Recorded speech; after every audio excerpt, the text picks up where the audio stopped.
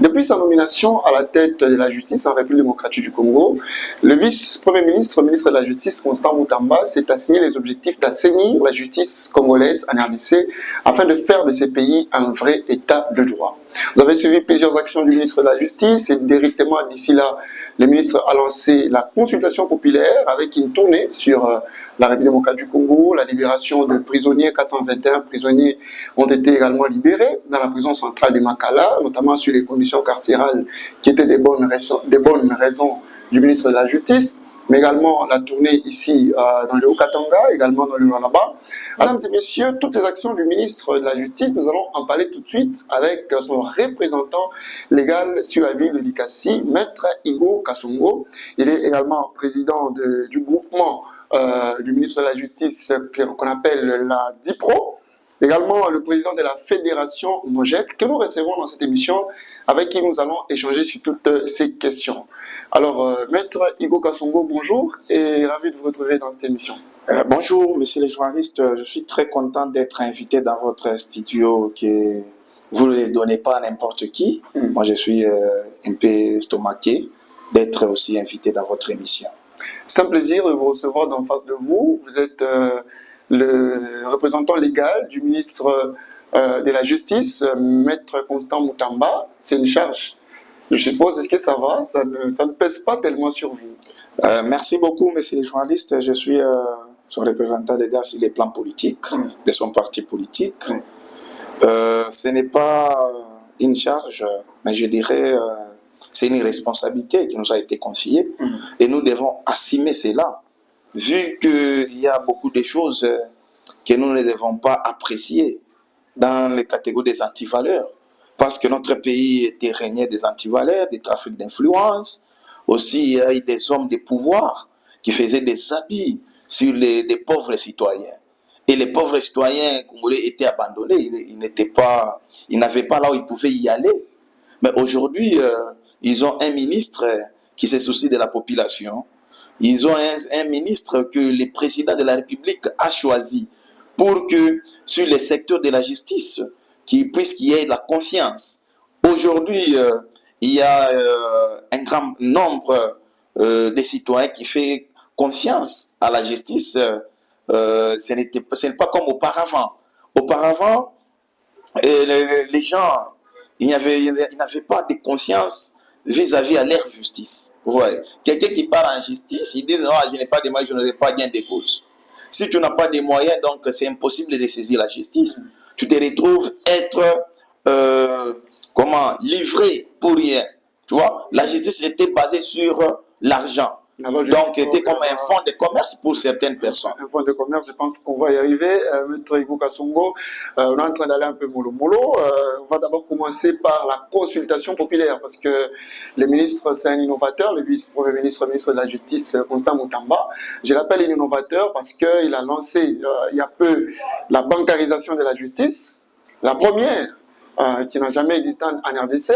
Et là, nous sommes dans la phase des consultations populaires. On a commencé par la libération des prisonniers, côté prison centrale de Makala. Est-ce que vous pensez que cette consultation populaire va bien? Mais c'est les journalistes, jusqu'à présent, la population est assoiffée, qui fait la fierté de notre pays, qui fait la fierté du gouvernement souminois, qui fait la fierté de notre président de la République. Parce que le président de la République, il n'avait pas fait le choix au hasard. Il avait raison de choisir un jeune qui répond à ce que le président est en train de vouloir faire changer ce pays. Si tous les ministres étaient en train d'agir ou de répondre aux recommandations du chef de l'État comme l'excellence ministre de la Justice, normalement à ce niveau, on pouvait avoir toutes les lignes, on pouvait bouger. Qu'est-ce qui empêche alors les autres? Qu'est-ce qui empêche alors les autres à ne pas répondre aux exigences du chef de l'État comme aussi, il y a un problème de la volonté politique. Il faut avoir la volonté politique. Notre pays souffre des hommes d'État, souffre des hommes qui ont la volonté de faire changer les choses. Ce n'est pas les moyens qui nous font défaut, monsieur le journaliste. Les moyens, nous en avons. Mais il y a manque de la prise de conscience dans les chefs de certains politiciens, dans certains responsables qui dirigent certaines institutions. Si tout le monde nous allons prendre la prise de conscience, là où nous occupons, nous estimons que les choses, toutes les lignes vont bouger. Vous voyez. Maintenant, à ce qui concerne la consultation populaire, monsieur le journaliste, vous avez entendu, nous on n'a pas de commentaires à faire. Partout il passe. Lui il ne cite personne. Lui il cite que le chef de l'État veut maintenant l'état des droits soit une réalité, soit maintenant un exercice, que la population sente que l'état des droits devient maintenant un état réel, là où il y a la justice. La population est en train de s'exprimer eux-mêmes, messieurs les journalistes, est en train de dire avec des preuves à l'appui, d'exposer leur cas devant les représentants ou l'envoyé du président de la République qu'il a envoyé, qui puisse écouter. Est-ce que la justice est-elle malade ou n'est pas malade? Si réellement c'est là. Maintenant, il y a eu les gens, les adoléances de tout un chacun. Un grand nombre de la population ou des citoyens congolais, des gens qui souffrent, qui n'ont pas de position, ils sont victimes de notre justice. Est-ce que ça ne va pas déborder tout ce nombre de gens? Comment le ministre de la Justice va répondre à tous ces problèmes qu'il a rencontrés sur le terrain lors de sa tournée ou de sa consultation populaire? C'est la raison pour laquelle il ne dort pas. Moi, je vous l'ai dit, c'est un ministre qui travaille énormément. Il n'a pas le temps, même pas d'aller prendre quelque chose ailleurs de son bureau. Alors, dans tout ce temps, il fait passer ça à son bureau pour travailler les problèmes des Congolais, pour résoudre la situation des Congolais sur le plan de la justice. Et c'est la raison pour laquelle le président est en train de lui soutenir, même la chef du gouvernement. Parce que la chef du gouvernement, aujourd'hui, elle est très contente d'avoir son élève, de faire ce qu'elle veut. Alors, 421 prisonniers ont été libérés, notamment dans la consultation politique. Est-ce que vous pensez que ça va? Mais quelle sera la vie, ou quelle est la vie après cette libération des prisonniers politiques? Est-ce contribuer à la sécurité encore au pays, ou soit l'insécurité? Parce qu'ils ne sont pas encadrés où ils vont aller. Sûrement, déjà, une ville comme la ville de Kinshasa, il y a beaucoup de problèmes. Et quand on libère tous ces mondes-là, ne pensez-vous pas que c'est encore un problème? Merci beaucoup, monsieur le journaliste. Vous savez que la liberté est un principe, la détention est une exception, en droit congolais. Il y a eu des gens, des prévenus ou encore des détenus, qui ont fait beaucoup de mois, des jours, sans toutefois qu'ils puissent être jugés. Quelqu'un qui passe sa peine dans l'irrégularité.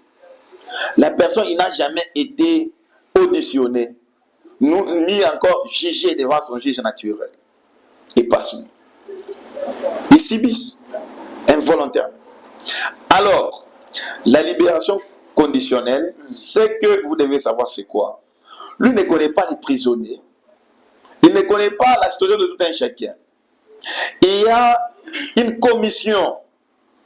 Dans cette commission, il y a les agents pénitentiaires, il y a les magistrats, il y a aussi les agents du ministère de la Justice.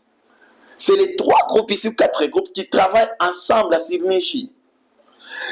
Des cas de prisonniers qu'il fallait libérer et d'autres qu'il fallait rester. Vous avez vu la situation de certains prisonniers, dans quel état se retrouver. Quelqu'un qui est malade, quelqu'un qui n'est pas pris en charge, vous lui gardez toujours là-bas. Pour en faire quoi? Pour le tuer. Mais il fallait qu'il puisse sortir. Il n'a jamais été jugé. Parce qu'on l'a mis là-bas, c'est le trafic d'influence d'une certaine personne. Il est couvert d'un pouvoir quelconque. Il dit non, non, ce monsieur ici, il m'a pris $10. Il faut qu'il puisse aller faire Makala, qu'il puisse aller faire prison Boma. Aussi comme la justice était manipulée par des hommes forts financièrement, aussi des hommes forts par certains pouvoirs qu'ils occupent au sein des institutions ou au sein de certaines responsabilités dans la société. Alors, vous voyez, ce n'est pas quelque chose que nous devons encourager. Il fallait applaudir ce que le chef de l'État est en train de mener comme combat aujourd'hui dans le secteur de la justice, à travers son acolyte fidèle, qui est le ministre de la Justice, en train de mener. Parce que la vision du chef de l'État, c'est un état de droit. Un état de droit, c'est celui qui a raison, celui qui a tort, qui a tort. Alors, merci Maître Igo. Je rappelle, mesdames et messieurs, vous êtes dans cette émission en face de vous. Je reçois aujourd'hui Maître Igo Kassongo. Il est le représentant légal du ministre de la Justice et garde des Sceaux en République démocratique du Congo, Maître Constant Mutamba. Alors, certaines personnes disent que vous mettez quand même en plat les secrets de l'RDC, le magistrat en République démocratique du Congo. Parce qu'il y a des choses dans la cuisine interne quand même. Quand à tout moment on doit voir le ministre qui doit passer sur les réseaux sociaux et qui doit parler des cas de magistrats et tout ce qui se passe, est-ce que vous ne pensez pas que ces gens ont quand même raison? Est-ce qu'on doit mettre les secrets, la cuisine interne de la RDC à l'œil du monde? Merci beaucoup, monsieur le journaliste. Dernièrement, je pense que tout le monde en avait suivi que la condition de vie des prisonniers en RDC est catastrophique. On avait décrié. Quand on décrit, il fallait faire comment? Il faut arranger. Il faut arranger. Maintenant, parler, si c'est que vous venez de parler que à tout moment sur les réseaux sociaux, mais ces journalistes, aujourd'hui, l'armée qui est plus efficace, c'est quoi? C'est les réseaux sociaux pour atteindre un grand nombre de la population. Il faut utiliser les médias ou les réseaux sociaux. En quoi ça préjudiciait l'autre camp? En quoi? Aucun jour que les ministres... Internes, alors quel est les problèmes? C'est difficile de connaître les problèmes. Non, c'est ça le mal. Oui. Les problèmes de la justice, ce n'est pas une affaire d'un groupe d'individus. Les problèmes de la justice, c'est une affaire pour tous, pour tout le monde, pour tous les citoyens congolais. La justice n'est pas dire que c'est la magistrature. Non. Ce sont ces genres de choses. On avait commis beaucoup d'erreurs. Et nous avons laissé pour que l'impunité prenne une place au sein de la société congolaise. Parce qu'on avait laissé la justice à un groupe d'individus, c'est eux la justice. Mais ce n'est pas ça. La justice, c'est l'affaire de la société civile. La justice, c'est l'affaire des avocats. La justice, c'est l'affaire des magistrats, des greffiers. Vous voyez? Donc, c'est tout le monde. Nous sommes là-dedans. La justice. Maintenant, pour atteindre tout le monde, le ministre, il ne sera pas à Moneditu, à Bandajik, à Tapoloé, à Dilolo, à Sandoa, à Muchacha, à Kisenge, à Kambof, à Bunkeya, à Mukumbi. Il ne doit pas être partout. Mais avec les médias ou les réseaux sociaux, on peut atteindre dans une minute ou dans une heure de temps toute la population. Ils doivent être informés. Certes, mais ils disent que c'est vraiment un populiste, il veut à tout moment apparaître pour qu'il soit acclamé par... Mais c'est les journalistes. Est-ce que c'est... Moi, je peux vous dire que ces gens qui parlent, que les ministres, il est populiste, c'est eux qui sont à la base de mettre notre pays sur terre. C'est eux. Pourquoi pas la population ne dit pas cela? Pourquoi la population applaudit les programmes du gouvernement soumis des engorgements, la consultation populaire? Pourquoi ils encouragent? Mais un groupe de mafieux, ils se sont fait pendant longtemps installés dans leur système plus de 25 ans. Ils sont dans ce système-là des réseaux mafieux. Mais aujourd'hui, ils voient un jeune fort, brave, invertébré. Il est un jeune, comment je peux dire? Je manque même des mots. Parce qu'il vient maintenant donner une leçon de morale à ces personnes-là qui se disent que c'est eux. Parce que le pays, ils s'étaient été pris en otage par ces groupes de réseaux mafieux-là.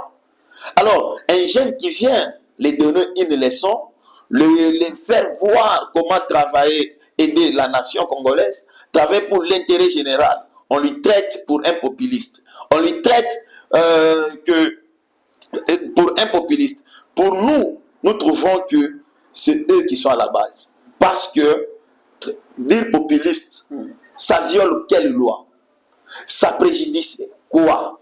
Si ce n'est que la population est en train de parler les comportements de certaines personnes qui sont dans les secteurs de la justice, leurs comportements, leurs habitudes, qui est en train de décrire, en quoi il est populiste? Alors, Maître Ivo Kassongo, récemment, le ministre de la Justice avait annoncé d'être victime de l'empoisonnement. Qu'est-ce que ça vous a fait d'abord, vous, en tant que représentant légal, et puis vous êtes président de son regroupement politique ici à l'État? Merci beaucoup, monsieur le journaliste. Je voulais rectifier un tout petit peu. Je ne suis pas le président du regroupement de la BIPRO. Okay. Je suis le président de son parti politique. Un parti qui prône des valeurs. L'ANOGEP, la nouvelle génération pour l'émergence du Congo. Alors, dans le parti, l'ANOGEP, vous, en tant que président du parti de l'ANOGEP, ça vous a fait comment lorsque vous êtes tombé sur cette mauvaise nouvelle? Ce qui est vrai, presque pas seulement son parti politique, la population congolaise était sur cœur. Quand ils ont appris que leur défendeur, l'avocat du peuple, les jeunes qui inspirent un changement, qui a la volonté de faire changer les choses, qui puissent être frappés par ces genres de barbarie. Ça nous a tellement fragilisés, ça nous a tellement déstabilisés au sein du parti. Même le chef de l'État n'était pas content, il était aussi fragilisé. Même la chef du gouvernement, presque tous les gouvernements. Maintenant, qu'est-ce qui était arrivé? Quand il a commencé la lutte, c'est là où nous, à l'ANOGEP, nous invitons la jeunesse de se réveiller, de faire une lutte noble, de ne pas lutter pour les habits, de ne pas lutter pour des biens matériels, lutter pour un idéal, lutter pour quelque chose après notre départ qui vont parler de notre existence. Parce que les biens matériels, c'est passager. Mais qu'est-ce que nous devons laisser? C'est comme Constant Mutamba aujourd'hui, c'est un esprit, c'est une école pour nous, la jeune d'aujourd'hui. Comme tu as toujours fait chaque chose selon son temps, chaque génération, tu as toujours choisi une seule personne ou quelqu'un qui peut se tenir debout, se révolter contre des antivaleurs, contre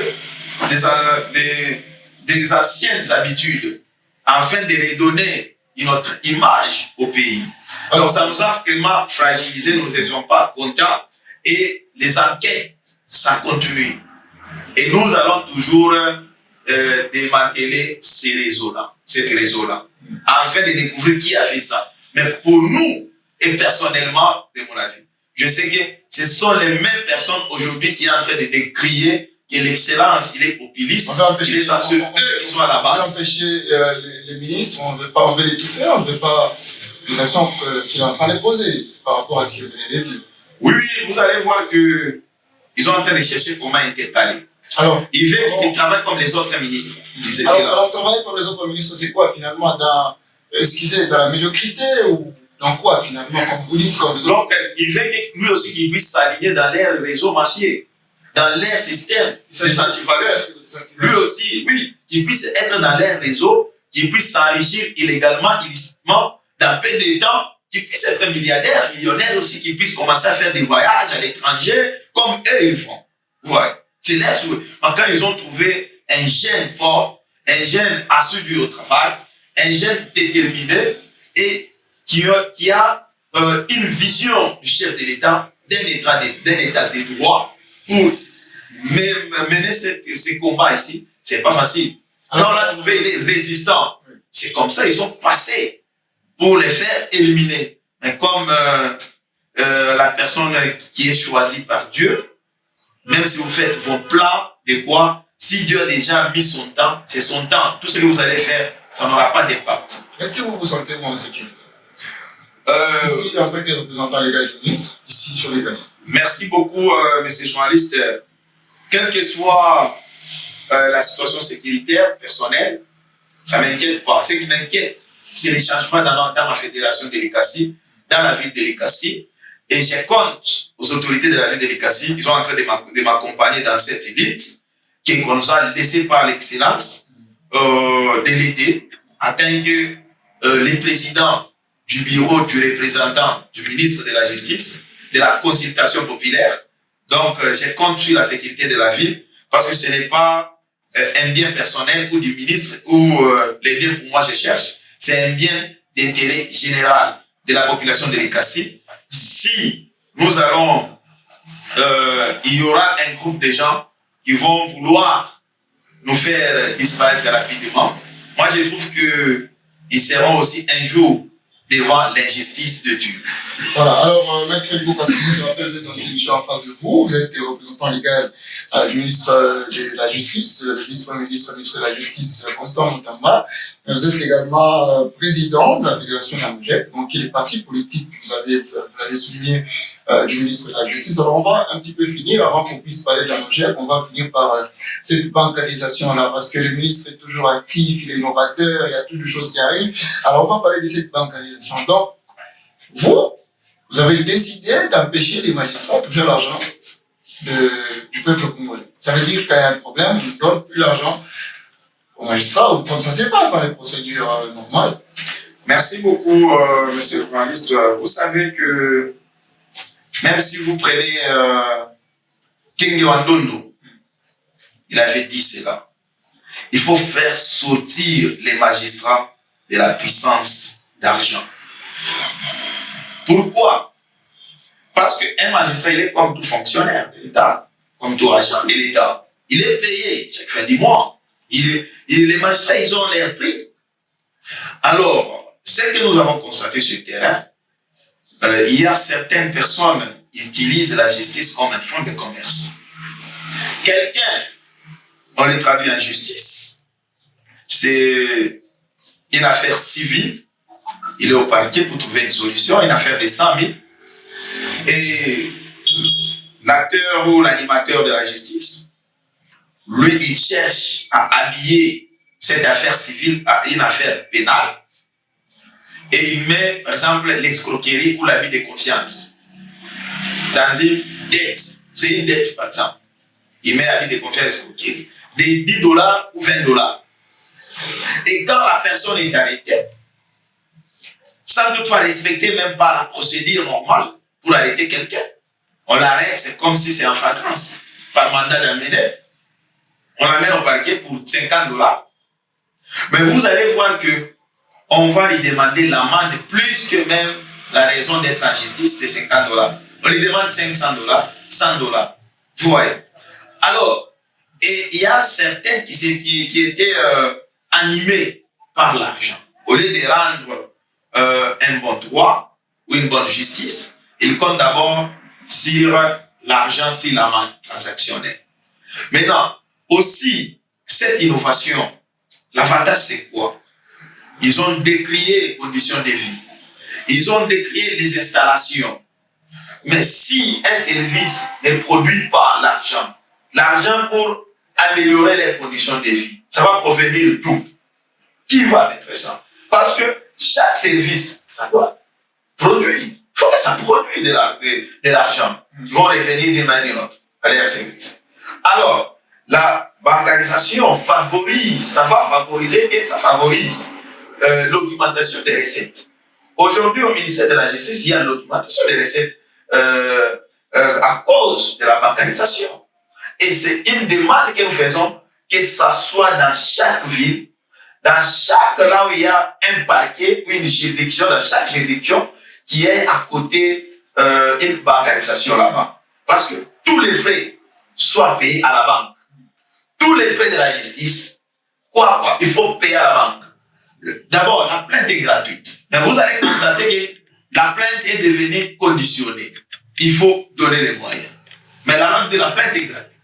Néanmoins, la procédure, c'est que je sais, la procédure, il y a certains frais-là, il fallait payer. Et ces certains frais-là, ce n'est pas l'intérêt d'un individu ou d'un groupe.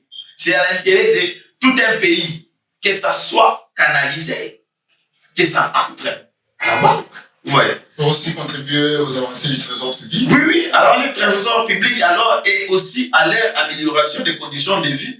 Ils ont, à tout moment, ils décrivent des conditions de vie.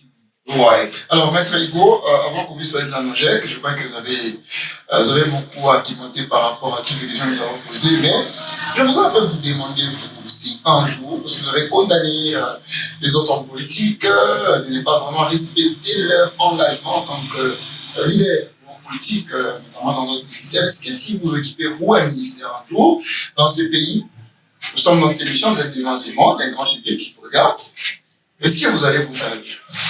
Merci beaucoup. La NOJEC, c'est une école.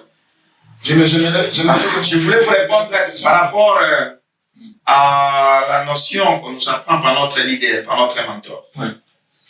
Donc lui-même, il est l'exempleur. Si lui, notre maître, il est l'exempleur, que dit de nous, ses élèves? Donc nous allons un jour faire pareil comme lui. Parce que quand on s'engage en politique, on ne s'engage pas se faire millionnaire ou milliardaire pour un travail personnel. On s'engage pour répondre aux besoins de la population congolaise, pour l'intérêt général. Ouais.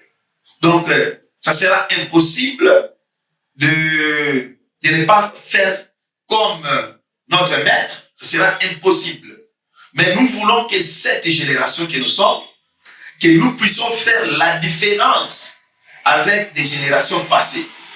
Parce que les générations passées, ils n'ont pas facilité les choses à la jeunesse, de mettre leur talent ou leur don au sein de ces pays. Ouais. Donc, au moment que Dieu permettra que nous soyons un responsable d'un ministère, donc nous serons en mesure de répondre aux besoins de la population. Cette émission est très bien enregistrée. Je vous assure que j'ai fait la politique. Ce n'est pas une profession pour moi, la politique. Ce n'est pas une carrière pour moi. Mais la politique, je l'ai fait parce que c'est une passion pour moi. Je l'ai fait, c'est parce que j'en ai marre de voir les antivaleurs pérennisées. Là où il fallait mettre des valeurs, il y a l'antivaleur qui vient s'installer avec résistance. Maître, on va terminer cette émission. On va rapidement finir avec la NOJEC, puisque récemment, le ministre, dans une sortie médiatique, il a aussi parlé de l'importance de la communication. Il a dit que c'est la communication qui change les idées. Et aujourd'hui, nous devons quitter le monde des sextapes, le monde des publications qui ne sont pas intéressantes sur les réseaux, et on doit aller vers l'essentiel. Alors, c'est quoi, finalement, les idéologies de la NOJEC? Quelle est la santé aussi de la NOJEC sur la ville de Cassis? Certes, on ne fait pas la campagne, mais je pense que peut-être quelqu'un serait intéressé de venir adhérer à la NOJEC pour contribuer à ce pire édifice. Merci beaucoup. La nouvelle génération pour l'émergence du Congo, c'est un parti qui prend des valeurs, comme je vous l'ai dit. C'est un parti des valeurs. C'est un parti de formation. C'est un parti d'encadrement des jeunes pour la gestion future. La vision ou l'idéologie du parti, c'est de lutter contre tout genre d'antivaleurs dans notre pays. Prône les changements de la classe politique. Nous voulons rajeunir la classe politique, c'est révolter contre les anciennes habitudes qui freinent notre pays. Si vous prenez depuis 1960 jusqu'à nos jours, il y a certains partis politiques, il y a certains leaders politiques qui prenaient la jeunesse comme leur moyen d'accéder au pouvoir, comme leur moyen, comme leur escalier de monter au pouvoir. Ils nous utilisaient à leur fin. Alors nous, à la NOJEC, nous ne voulons pas que la jeunesse soit instrumentalisée. Nous ne voulons pas que la jeunesse soit manipulée. Nous ne voulons pas que la jeunesse soit derrière l'argent de 10 000 francs, de 20 000 francs de certains politiciens. Que la jeunesse sache que c'est eux l'avenir de demain. C'est eux qui vont diriger ces pays. C'est eux qui doivent s'élever debout, dire non aux antivaleurs et se constituer ensemble pour faire une lutte d'ensemble, afin qu'on puisse avoir un changement, qu'on puisse avoir un beau pays, comme notre l'hymne national toujours dit dans la ligne nationale, que la jeunesse comprenne qu'est-ce qui signifie notre ligne nationale. Si une fois nous comprenons notre ligne nationale, donc nous aurons un pays qui va aspirer même d'autres personnes devenir d'être des Congolais, qu'il les sera impossible d'être Congolais des pères et des mères. Merci beaucoup, Maître Igo Kassongo. Je rappelle, mesdames et messieurs, que vous êtes dans votre émission en face de vous. Maître Igo Kassongo était notre invité aujourd'hui. Il est le représentant légal du vice-premier ministre, ministre de la Justice et garde des Sceaux, Maître Constant Moutamba, mais il est également le président du parti, la MOJEC, le parti du ministre de la Justice. Alors, Maître Igo, un dernier mot, comment les gens vont vous retrouver? S'il y a déjà un siège quelque part, un bureau, ou la consultation populaire continue, comment les gens vont vous trouver s'il y a des problèmes, il y a des cas, ou alors quelqu'un qui voudrait être aussi encadré avec la MOJEC? Merci beaucoup. En ce qui concerne les bureaux de la consultation populaire, d'ici là, ils auront une adresse. C'est déjà la mairie a disponibilisé un bâtiment qui a mis à notre disposition. Donc ici là, on va les dire là, ils viendront exposer leurs cas qui n'ont pas eu gain de cause en justice. Et nous allons essayer de traiter, d'analyser leurs dossiers en collaboration avec les autorités en place, afin de trouver la solution. À ce qui concerne la MOJEC, les partis politiques, c'est aussi l'avenir Lumumba, après Shell Panda, avant que vous arriviez sur la bifurcation des Sapins 1 et Kampompi. Donc vous allez voir, il y a un placard là-bas. Vous allez voir l'image de l'excellence, ministre de la Justice, aussi les mentions de la MOJEC.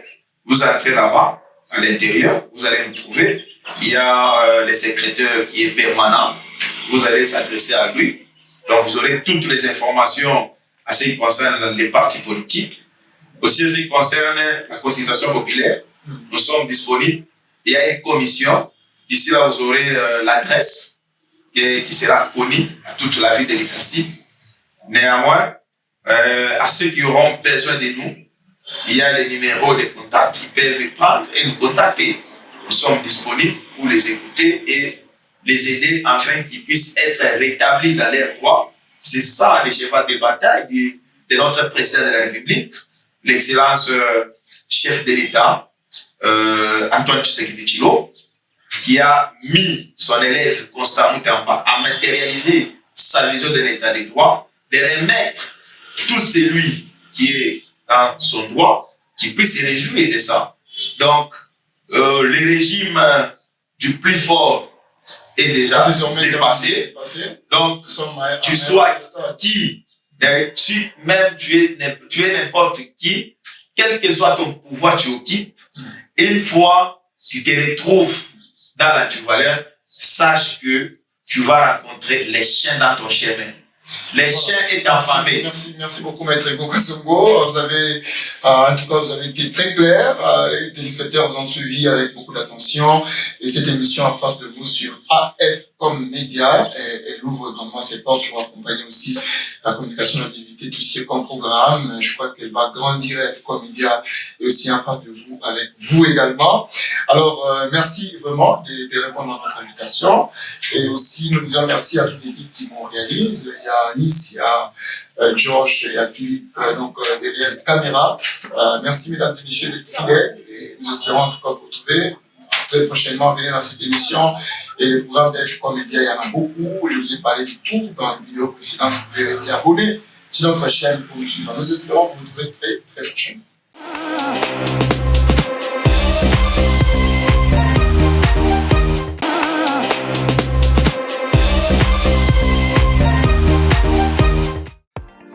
Celui qui ne communique pas n'existe pas. Face à la compétitivité du monde aujourd'hui, il est vraiment important pour vous en tant que personne morale ou physique de parler de vous. Si vous